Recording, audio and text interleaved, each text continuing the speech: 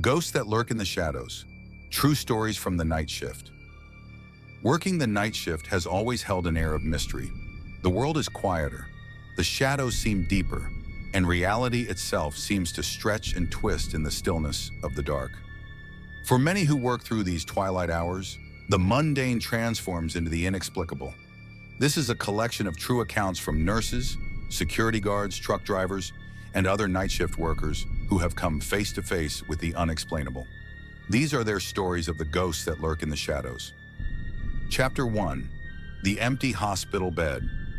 Nurses often joke about the eerie vibe that hospitals take on during the night shift.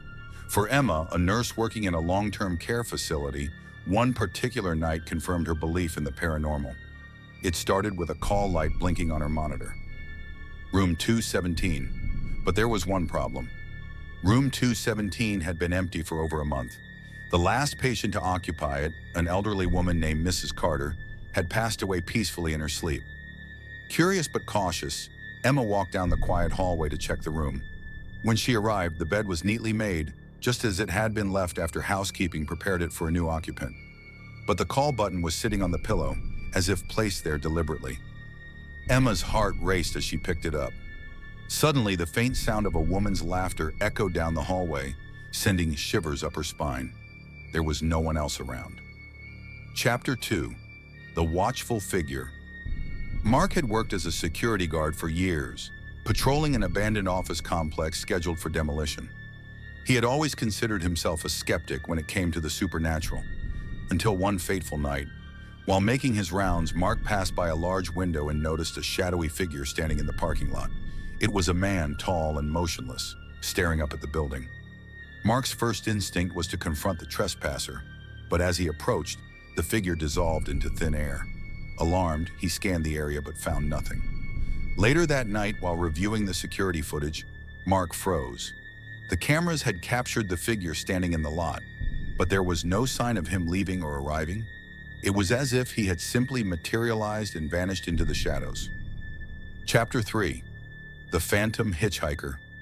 Truck drivers are no strangers to the open road at night, but for Sam, one particular stretch of highway in Arizona became a journey into the unknown. It was around 3 a.m. when Sam spotted a figure on the side of the road. A young woman in a white dress was standing with her thumb out, looking for a ride. Against his better judgment, Sam pulled over.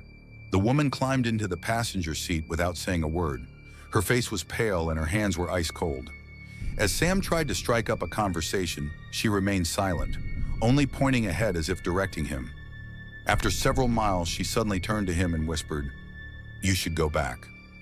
Confused, Sam glanced at her, but the seat was empty. He pulled over in shock, his heart pounding, but there was no trace of her. When he reached the nearest truck stop, an older driver shook his head knowingly. "You've met her, haven't you?" the man said. "She's been out on that road for years."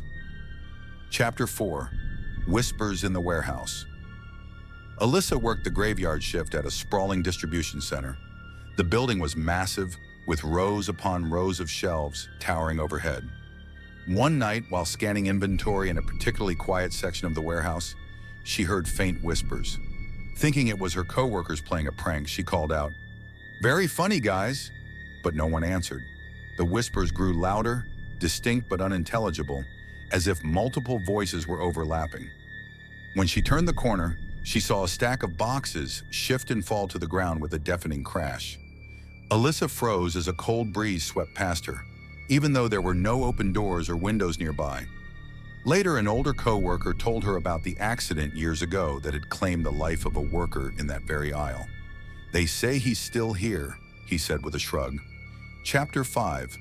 The hotel room that wasn't Jeremy, a traveling salesman, often stayed in small motels during his cross-country trips. One night, he checked into a room at a roadside inn that seemed ordinary enough, until it wasn't. Around midnight, Jeremy awoke to the sound of someone knocking on the door. When he opened it, there was no one there. Shrugging it off, he went back to bed, only to be woken again by the sound of footsteps pacing back and forth outside his window. Gathering his courage, he stepped outside to investigate, but found the corridor completely empty. The next morning, Jeremy mentioned the strange occurrences to the front desk clerk. Her face turned pale. That room, we don't rent it out anymore, she stammered. Not since the incident. When Jeremy pressed her for details, she simply shook her head and walked away, leaving him with more questions than answers. These stories, shared by those who brave the night shift, remind us of the thin veil that separates the known from the unknown. When the world sleeps, the shadows come alive, and the ghosts that lurk within them make their presence known. Whether you believe in the paranormal or not, one thing is certain: the night holds secrets that may never be fully explained.